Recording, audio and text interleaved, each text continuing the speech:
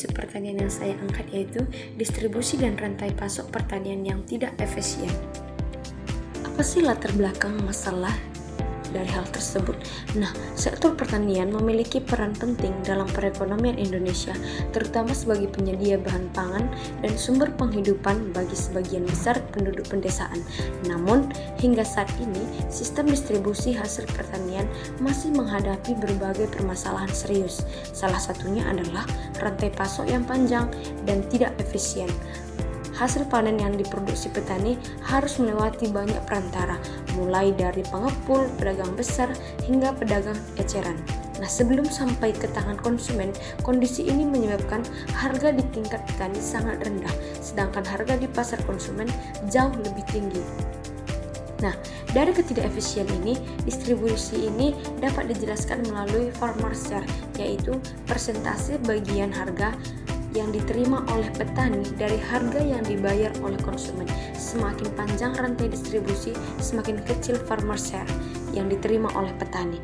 Nah, misalnya itu, jika harga beras di pasar mencapai 15.000 per kilogram, tetapi petani hanya menerima 5.000, maka farmer share-nya hanya sekitar 33%.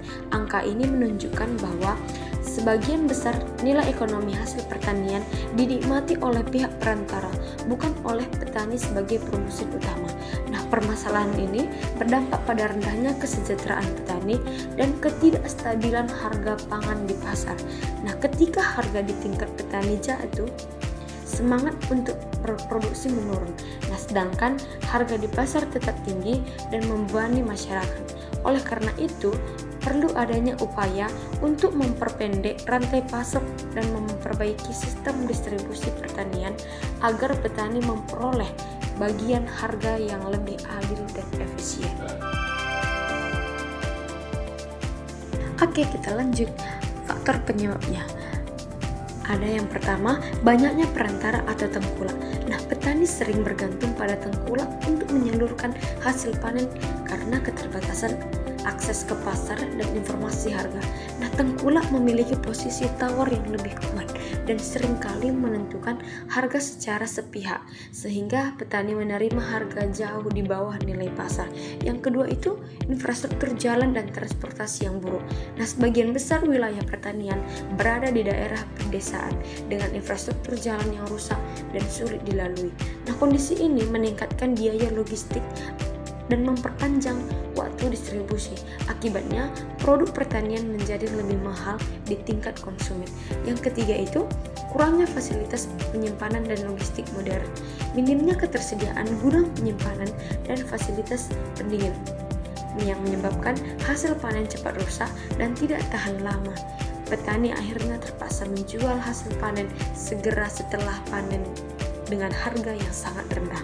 Yang keempat, pemanfaatan teknologi digital dalam pemasaran hasil pertanian masih sangat terbatas. Padahal digitalisasi pasar dapat mempersingkat rantai distribusi dengan mempertemukan langsung antara petani dan konsumen, antara pelaku industri. Kurangnya literasi digital di kalangan petani juga menjadi kendala utama. Yang kelima dan yang terakhir, kelemahan kelembagaan petani. Banyak kelompok tani atau koperasi belum berfungsi optimal dalam menyalurkan hasil panen secara kolektif. Nah, lemahnya manajemen kelembagaan yang menyebabkan petani tidak memiliki daya apa saja sih dampak yang ditimbulkan?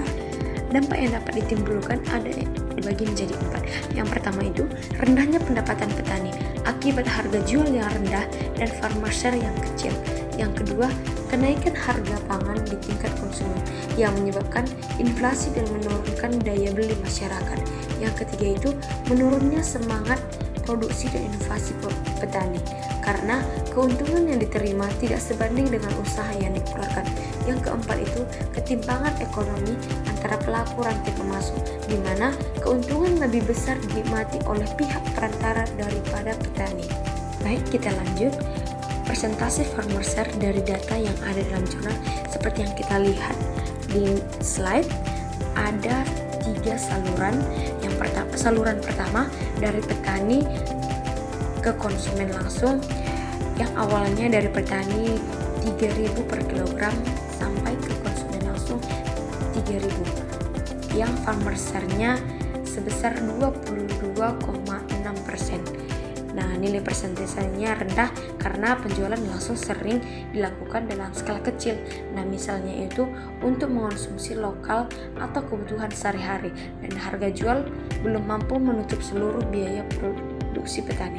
Saluran kedua dari petani pengepul sampai ke konsumen, yang awalnya dari petani menjual 4.600 sampai ke konsumen 4.800 per kilogram, yang farmer share-nya naik menjadi 34,56%.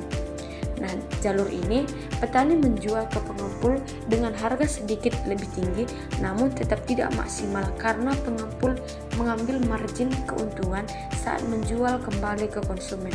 Saluran ketiga dari petani pengepul pengecer sampai ke konsumen, yang dari petani awalnya harganya 4.800 per kilogram sampai ke konsumen 7.000 per kilogram.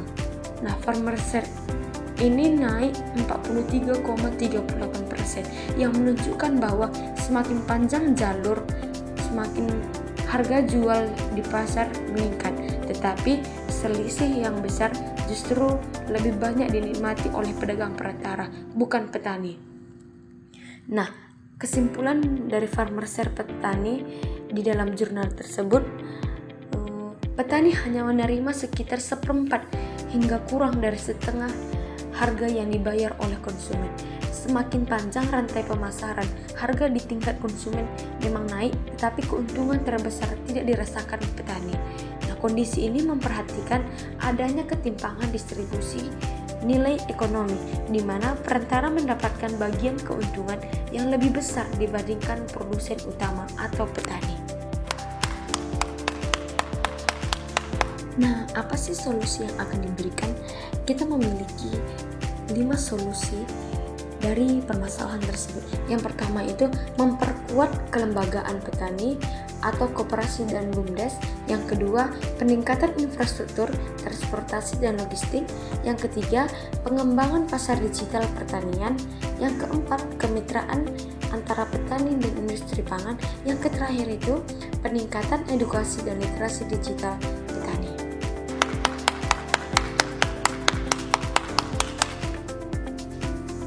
Baik, kita masuk ke kesimpulan.